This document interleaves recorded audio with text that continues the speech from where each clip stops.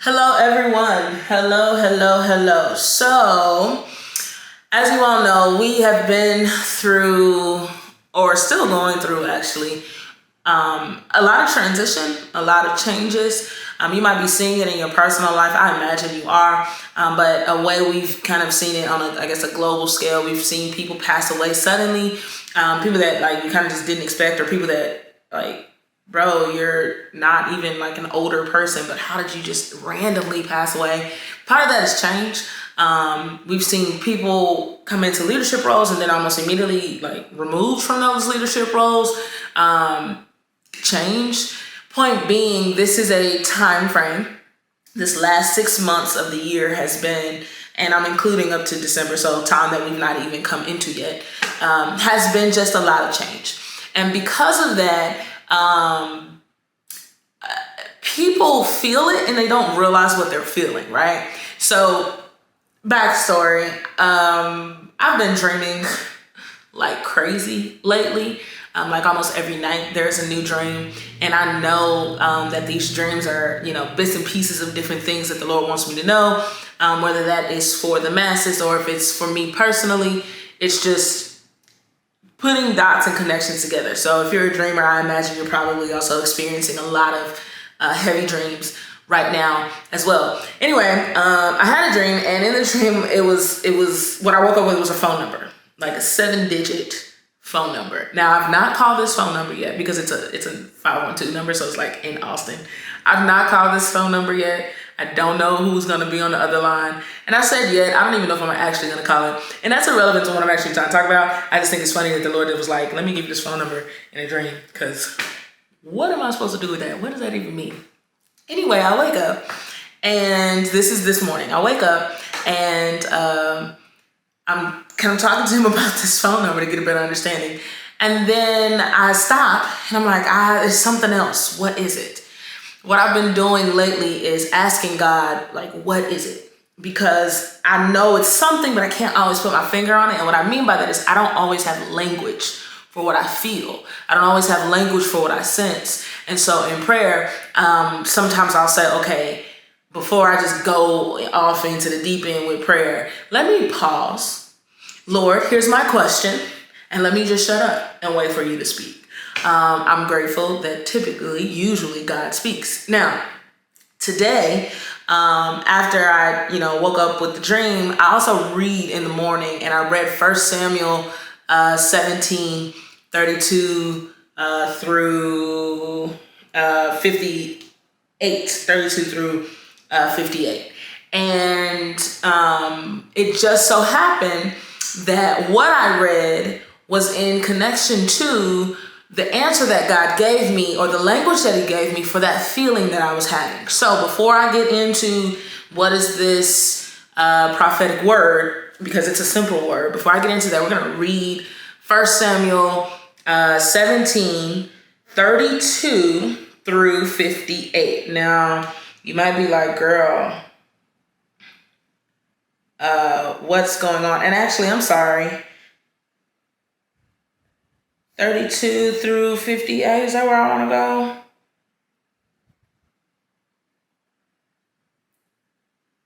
No, I want to read 1 Samuel 18, but I'll give you a synopsis of what happens in 1 Samuel 17. So what's happening in chapter 17 of 1 Samuel? David is a shepherd boy still. However, he's already been anointed by Samuel to become the next king of Judah, Israel. And he's going back and forth between his father's home, because his dad was old, and the king's palace, because Saul needed someone to play the harp to make the evil spirit that was tormenting him like calm down. Now, this also means this is after the Lord has decided you no longer will be king because you're disobedient. I am taking my spirit away from you, and the Lord has sent an evil spirit upon Saul, right? So in 17, this is the context. They were also in a battle, a war with the Philistines, Philistine, whatever you want to call it. They were in a war with them. This is when Goliath is taunting Israel and saying, who gonna come out here and check me, boo? Like, that's what Goliath was doing. He was taunting them. He was saying, like, your God is nothing. You can't check me. You can't beat me. Man to man, let's go. If we win, y'all have to bow down to us. Can't even remember if he said anything about if they win. That's how confident Goliath was. Like, bro, I am going to beat you up. Anyway, David was sent to the camp by his father because his older brothers were in the war. And so his father sent him to the camp with some like stuff or whatever. And he wanted David to bring back like a token from them or whatever. So David went with all the stuff that he had. He also had, I believe, like some animals with him, sheep or something like that, because I'm imagining it's sheep. And he set the sheep with some random servant or somebody, and then he went into the camp where the warriors or the fighters were. And that's when he heard Goliath talking trash. And he said, who is this uncircumcised Philistine out here talking about the Lord's people? David immediately gets like, bruh, let's shut him up. Let's shut him down, right? Well, his brothers heard that. His brother heard that, got irritated with him. And then he was like, but why are you irritated with me asking this question? I'm asking a simple question. Who is homie over there talking trash? Well, someone heard him asking these questions because he asked a couple people, and they went and told Saul. Saul then said, bring the boy to me. So when he got to Saul, he was like, yo, like, I could fight him. Like, let me go out there. I'll do something to him. Now, mind you, David is an adolescent. Man of God is not old enough to be in this war, clearly, because otherwise, why you not fighting? 2, he's a child. His older brothers are in the war. Now, when I say he's a child, he's got to be somewhere between, like, I don't know. He's probably somewhere between 13 and maybe like 18, 13, 19. That's what some historians say. You can look that up yourself. Anyway, point being, he's a youngster. And he's like, out of all this whole army that you got, I don't care. I'm going to go out there and fight. And the reason he said he was going to go out there and fight is because this man is out here talking about those that belong to Christ. And as long as we got Christ with us, as long as God is our God, then he cannot do anything to us. And we need to go out there and show him that God is our God. That was his whole point. So there was like a righteous indignation that he had for going out and fighting that Goliath. Oh, I feel like somebody really needs to hear that. Read that story. 1 Samuel 17 through 18. Righteous indignation, because God is your God. You do not have to fall or falter or be afraid of the taunts of the enemy. What? God is God, bro, and he's with you. As long as God is with you, you don't have to fear nothing. All right, back to the story. So he's saying all this to Saul, and Saul is like, okay, fine. You big and bad? Fine. Here's my armor. Go out there and do it. He puts on Saul's armor. Armor's like tough. He can't move around in this. In the Amplified version, he actually says, like, I can't work with this. Like, I'm not agile in this. You want me to put on the way you want to do it, or the way you're used to doing it, or what you're ready for, or how you handle things, but this is not how I can actually go deal with this problem. I need to be agile. I need to be able to move, right? So David is like, nah, I'm good. You can have this armor back, bro. And he goes and he finds himself 5 stones and a slingshot. And he was like, I'm finna go get him the way I've gotten everything else. Now, mind you, up to this point, David has experience battling things that are bigger than him. Lions, bears, like when they have come to try to take the sheep, David has indeed slain them. He has killed them. He has been in a form of battle before, not necessarily this particular battle, not with other humans, but he has fought beasts before.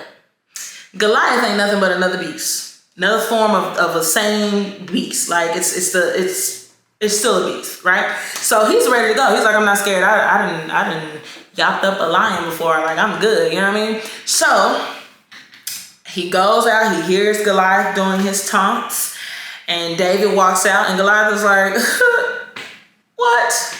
You can't do nothing to me, bro. Right? He kind of started taunting David. And David was like, but not with my God. Like, I'm coming at you with the power of God. Like, essentially, that's what he said. Obviously, I'm paraphrasing things, right? But that's essentially what he said. In that, he started running, okay? Running toward Goliath. And as he's running, because y'all seen a slingshot before, right? He started twirling the slingshot, hits him right in the face. If I'm not mistaken, at least on the movies, it's always right here. Or in the cartoons, it's right here. I don't know if it really, I can't remember if it actually said it hit him in the head, but it hit homie, and down goes Goliath. David didn't stop there. And I don't really recall people really talking about this part, but David didn't just stop with the stone in the man's head. He fell. Goliath did fall, but David made sure that that man was dead. He walked up on him, took his sword out, and chopped his head off. Y'all know how graphic that is? To chop somebody's head off with a sword. And if he's a giant, he's got to be much bigger than you. But you know why David could do it? Because he's fought lions before. He's fought bears before. Blood is blood. Chop it off. And let's be done with this foolishness, right? So he chops his head off. And man got to start walking around with his head, y'all. Like, it's really in the Bible. He's walking around with the head, okay? And he takes it back, and everybody can see, okay, he has slew Goliath. Everybody's excited. And this is where 1 Samuel 18 comes in. All right, here we go. Because you have to have scripture context in order to understand the prophetic word or what the Lord is saying about this time. So if you struggle with reading your Bible, how you gonna hear his voice? Okay, indictment. How you gonna hear his voice if you don't like to read the word? Read the word, okay? 1 Samuel 18, follow along. When David had finished speaking to Saul, the soul of Jonathan was knit with the soul of David, and Jonathan loved him as his own life. Saul took David that day and would not let him return to his father's house. Remember, when David first met Saul, he met him playing the harp, but he was going back, and Saul was like, hey, I like this boy. Let him come over here all the time. So he was going back and forth to his father's house. But in this chapter, it's saying that, okay, no, don't go back to your father's house, like, at all. Then Jonathan made a covenant with David. This is verse 3. Because he loved him as his own life. Verse 4. And Jonathan stripped himself of the robe that was on him and gave it to David and his armor, even his sword, his bow, and his girdle. And David went out wherever Saul sent him, and he prospered and behaved himself wisely. And Saul set him over the men of war. And it was satisfactory both to the people and to Saul's servants. Let's take a pause. In the chapter prior, Saul tried to give David his armor to go out there and fight Goliath. David said, I can't move with this thing on. I can't sail this thing on. Y'all know that's from Little Giants? All right. Sorry. David was like, I can't move with this on. I got to go out here the way how I am and what I know and what I'm familiar with and how I know I can I'm confident in slaying this giant because I know I've done it before. So I need to go out here in the way that I know how, right? That's a point to keep in mind. Now in the next chapter, Jonathan, who is Saul's son, gives David his armor. And David didn't take the armor off. There's no indication that he did. Instead, what actually happens is David starts to go out wherever Saul sends him. And he prospered and behaved himself wisely, because behave yourself wisely. And Saul set him over the men of war. Essentially, go ahead and handle the army, bro. Handle it. I'm putting this in your hands now. So what he couldn't wear before and couldn't move in before, now he's wearing. And now he's moving, right? Okay. As they were coming home, this is verse 6. As they were coming home, when David returned from killing the Philistine, that's gonna bother me. The women came out of all the Israelite towns singing and dancing to meet King Saul with timbrels, songs of joy, and instruments of music. And the women responded as they laughed and frolicked, saying, Saul has slain his thousands and David his 10,000s. And Saul was very angry. Oh. For the saying displeased him, and he said, they have ascribed to David 10,000s, but to me they have ascribed only thousands. What more can he have but the kingdom? So first thing we see is David has gotten the applause of the people, and they have applauded him louder or above Saul. Saul notices this as well, and is like, I'm your king. Well, next thing you gonna want is the kingdom. You done already got the people. That's what Saul is saying. And Saul jealously eyed David from that day forward. So let's recap. Let's recap. David has experience. He comes with his righteous indignation.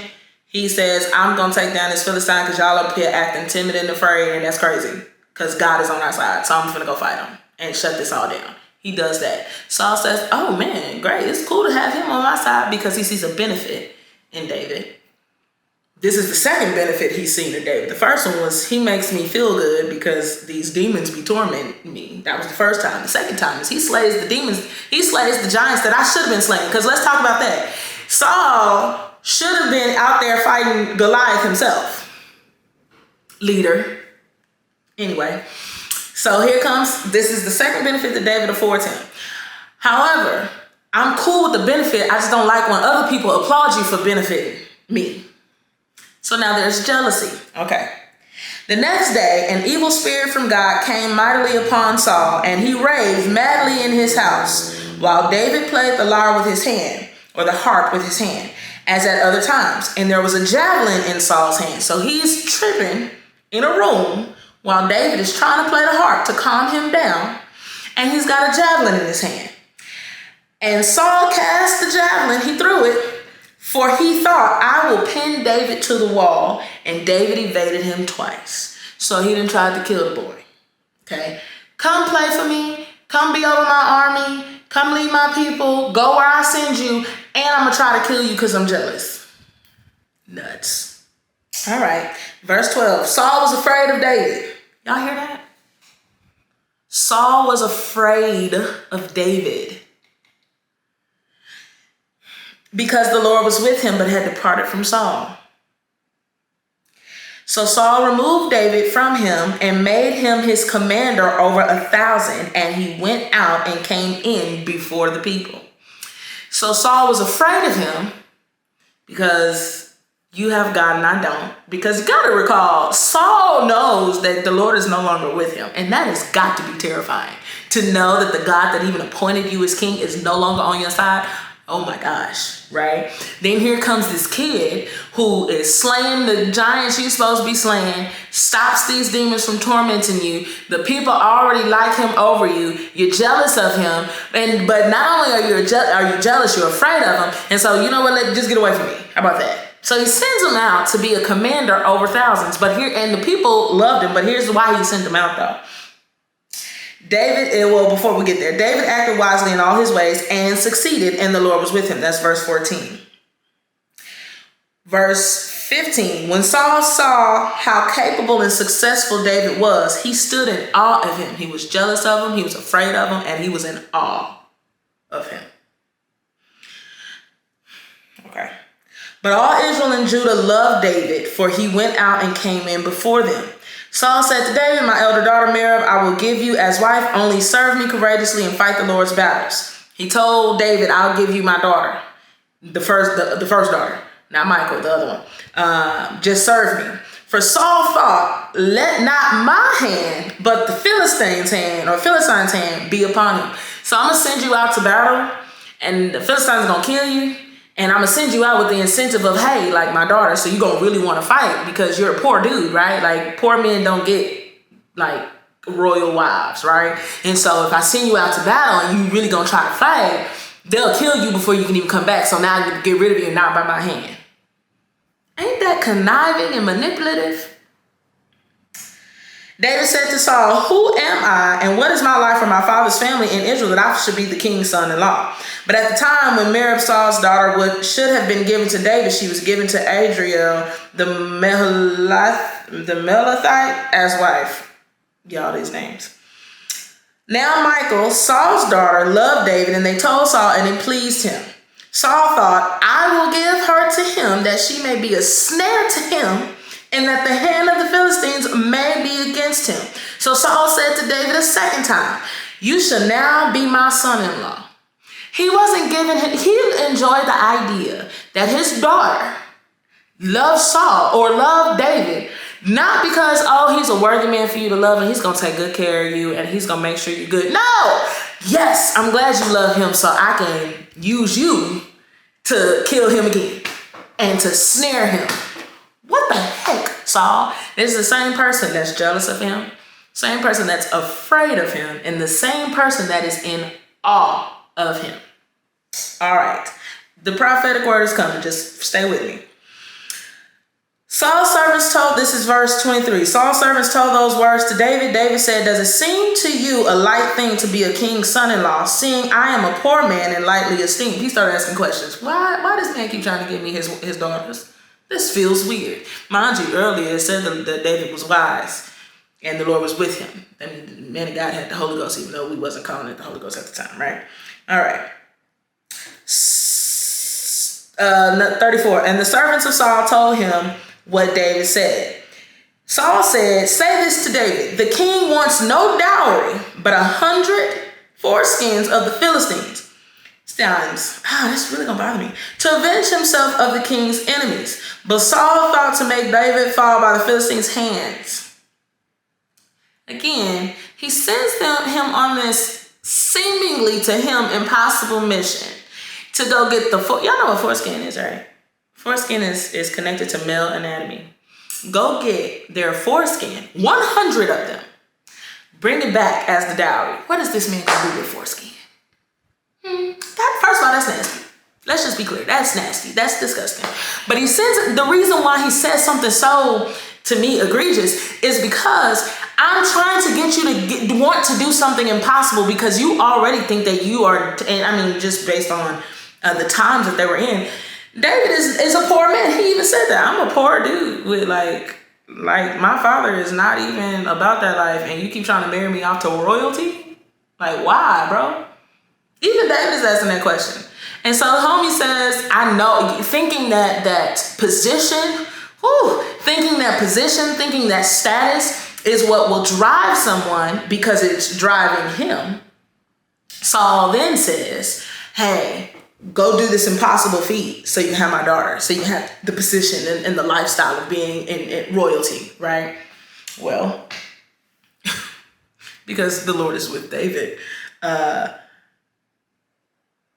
when his verse 26, when his servants told David these words, it pleased him well to become the king's son-in-law. Before the days expired, David went, he and his men, and slew 200 Philistine men and brought their foreskins and gave them in full number to the king, that he might become the king's son-in-law. And Saul gave him Michal, his daughter, as wife.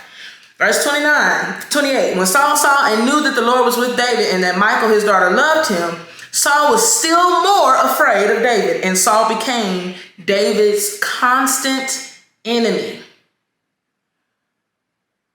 Then the Philistine princes came out to battle, and when they did so, David had more success and behaved himself more wisely than all Saul's servants, so that his name was very dear and highly esteemed. Now, you might be like, girl, that was long. First of all, it's a good story, okay? Let's just be clear. It's a good story. But there are so many little nuggets in that. The biggest thing that I think we should take away from this is David in chapter 17 was an answer. There was a problem. What was the problem? Tell me what the problem was. The problem was Goliath taunting the Philistines, taunting the Israelites, taunting Israel and Saul, right? No one had an answer of what to do. They were sitting in their camps just waiting. Every once in a while they go fight, but they were like waiting because ultimately the Philistines have said, hey, in order for you to win this war, you need to come fight Goliath. But everybody was afraid and timid and didn't want to do it. So they needed an answer. There was a problem. They needed an answer. And who was the answer? David. I believe it was divine intervention that sent David. Because David didn't know that Goliath was out there taunting them people. He went because his father sent him. But I believe the Lord wanted that man to be there in order for him to be an answer. Now, with him being an answer, he was then welcomed into a very long educational period. Oh, I say very long because it had to be a few years. Educational period with King Saul. Here's why I say it's an educational period. David had already been anointed king by God. Spirit on the, like a spiritual side, he had already been anointed. Samuel had already come to the house. He wasn't visiting Saul anymore. But the practicality of it, or the practical portion of being a king, you have to learn that. You don't just you don't just one day sit on the king's throne and be like, I know how to conduct myself. No. Samuel anointed him, and therefore he had the anointing, but he didn't necessarily, I'm going to give this woman her credit, Tiffany Montgomery, recently talking about being anointed but not yet appointed, or something along those lines. David was anointed, but he didn't have the appointment yet. He was not yet king, even though he was anointed as king. And you can't be or become or do something in the sphere that God is calling you in until you've gone through a process. You know what I'm saying? And so David, minding his business, playing his little harp, tending the sheep, loving his father, doing what he's being asked to do, somehow needed to get into the sphere of the king so he could learn how to be a king. So what did God do? He sends him, kill Goliath. He's an answer. And in him being an answer, a door's opened for him to enter into this educational period. Now, during the educational period, things begin to happen. Things that are not necessarily fun. And I mean, if you read Samuel, what's the other one I'm talking about? Psalms, like David goes through a lot of ups and downs. Saul wants to kill him. You heard me read in that last verse before last, where from this day forward, Saul had an issue. Like, he was jealous of him from that day forward. And then he had what did it say? It said Saul was still more afraid of David, and Saul became David's constant enemy, even though he was the one that invited David in the first place. He's the one that told him, go be great. He's the one that told him, go fight this war. He's the one that told him, be over 1,000 men. He's the one that told him, bring me the foreskins. He's the one that told him, you do all these things. What he wasn't expecting was for him to succeed, because he set him to do all those things as a snare. He was trying to kill him. He was trying to make sure he got moved around. The thing is, what he wasn't accounting for, which is foolish because it was the very thing he was afraid of, he wasn't accounting for the fact that God is with David, or was with David. Now, here is the prophetic word, because I kind of already said it, but I'll break it down. We are in a time of unrest. If you're feeling anxious, if you're feeling like, I don't know what's going on, I just feel like I feel like it's go time, but also sit down time. What is this feeling? It is a time of unrest. In unrest, which is happening all over the world in every area. So I'm talking political, I'm talking in corporations and institutions and governments and families, and in every aspect of the world, there is a kind of a sense of unrest, which is normal to happen when things begin to change, especially when they begin to change suddenly. So the Lord says it's unrest all over the world, which will cause them, the world, to make sudden, quick, and hurried moves. Sudden, quick, and hurried moves. Not all moves will be good moves, but my problem solvers have been equipped to be the answer. Okay, I'm gonna say it one more time. It's unrest. There's unrest all over the world, which will cause them, the world, to make sudden, quick, and hurried moves. Not all moves will be good moves, but my problem solvers have been equipped to be the answer. And that is how it ties in to all of the Samuel, Saul, David situation I was just talking about. Before, as I mentioned earlier, David had already fought lions. He had already fought bears when it came down to protecting his father's sheep. So when it was time to fight another version of a beast, Goliath, he was already equipped. He didn't need Saul's armor. He didn't need what Saul, his sword, his shit. He didn't need any of what Saul had. I'm already equipped. He used the same slingshot, and he used stones that he was already, because for him to go get slingshot and stones, you be doing this, don't you? You be doing this all the time. And to be able to hit Goliath with accuracy, you've practiced this. He's equipped. He's already prepared and ready for this, right? David was an answer. In his haste, Saul, which oddly enough, if you read that, Saul doesn't even recognize. He starts asking, who is this boy and who is his father? Not realizing, you already asked who this boy is and who his father is when you asked to get him to come play his harp. He had already asked all those same questions, but he had been paying attention to him. So here he is again, asking the same thing. Who is this boy and who is his father? Asking the same questions. And in doing so, in his haste, he says, okay, be over the men of war. So this boy kills one giant and is talking hot stuff because David was talking hot stuff. And you just going to appoint him as person to be over the men of war? Okay. That's wild. That was a hasty decision. You didn't think that through. You couldn't have. That's crazy. You putting this boy, who clearly wasn't old enough to be in the war in the first place, you gonna put this boy over everybody? Now, in him doing, and he said, don't let him go home no more. Another hasty decision. Another quick decision. Now, here's the thing. Saul is known for making hasty decisions already. Whenever he gets in weird positions, whenever it starts to feel like, I don't know what to do, he already makes hasty decisions. We saw that when he was about to kill off Jonathan, because Jonathan really helped with another war. And what stopped him from killing Jonathan was because the people were like, yo, chill out. Like, we only won because of him. You're wilding. Go sit down. He was about to kill his son because he cast the lots. What you cast the lots for? You know what I mean? When ultimately this is all your fault anyway. So we already know that Saul makes hasty decisions. And so shall it be in the world, in your job, at your, whatever you're a part of. They're going to start making hasty, hurried, quick, sudden moves. And when they do it, when I say you, I'm talking about those that the Lord has equipped up to this point, will be an answer to the problem at hand. And that, as you being an answer to the problem at hand, is what will open the door for your educational period. Now be mindful of what came with David during his educational period. The person that appointed him, or the person not appointed him, but the person that said, hey, come join me, was jealous, was afraid, was in awe, and was his constant enemy. Do not go into these spaces blind.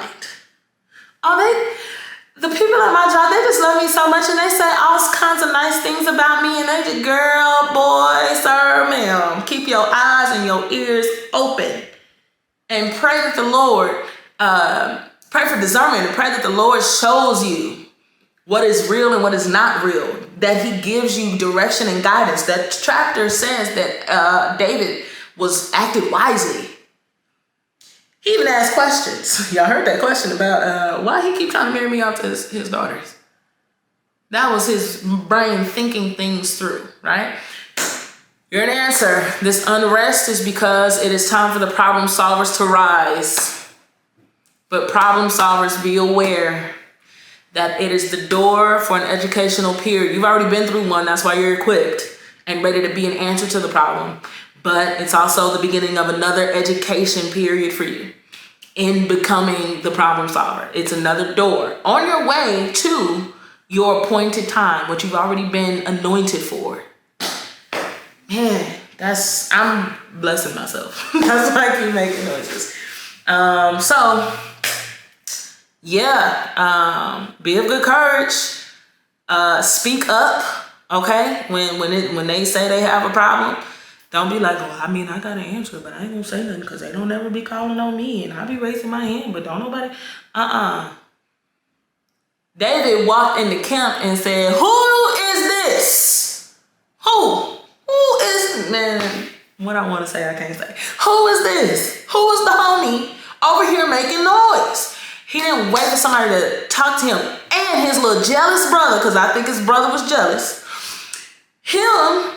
But trying to low-key tell his brother to shut up. Trying to tell David to be quiet. Go home. Why are you even here? Don't worry about why I'm here. Why y'all sitting here not doing nothing about that man making noise? David sure did tell his brother shh, and turned around and asked somebody that same question. Chapter 17, go read it. It's very juicy. It's a good story.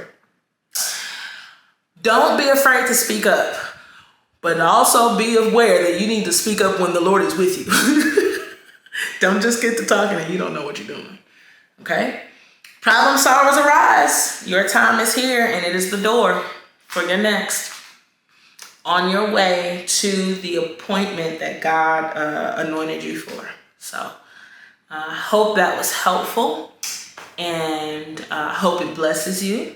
I would love to hear about how it blessed you, or maybe you know what that door is for you, or maybe you are an answer. I'd love to hear about it. Put it in the comments. And let everybody else know that they're not the only ones, man. We need community in these Jesus following streets. Like, I get church and all that stuff, but we're also kind of in a time where a lot of people are not returning to the old way of church. And I do believe you need to be connected to a body, but we need to be around like-minded people. We need to hear from like-minded people, and we need to know that we are connected to like-minded people and that we're not alone. Because a lot of times I know for somebody like me, like I hear, I see, and like, I don't always know if it's just me, you know, until you find that connection that God has appointed for you to have. Be as vocal as you can, especially when you come into spaces where somebody is talking and thinking like maybe you are. Say like, yo, same page. The Lord said it to me too. Like, everybody is looking to know, especially when you start talking about spiritual stuff, especially when you start talking about prophetic stuff. Everybody wants to know like they're not crazy. Okay. Now, I'm not saying I feel like I'm crazy in this. That's not necessarily the case. The word is what is my anchor. But just the idea of having other people see like, okay, this is what I got from it. And even if you have a revelation of those same chapters, like, put it in the comments, man. Like, yeah, talk to each other, support each other. That's it. Okay, bye.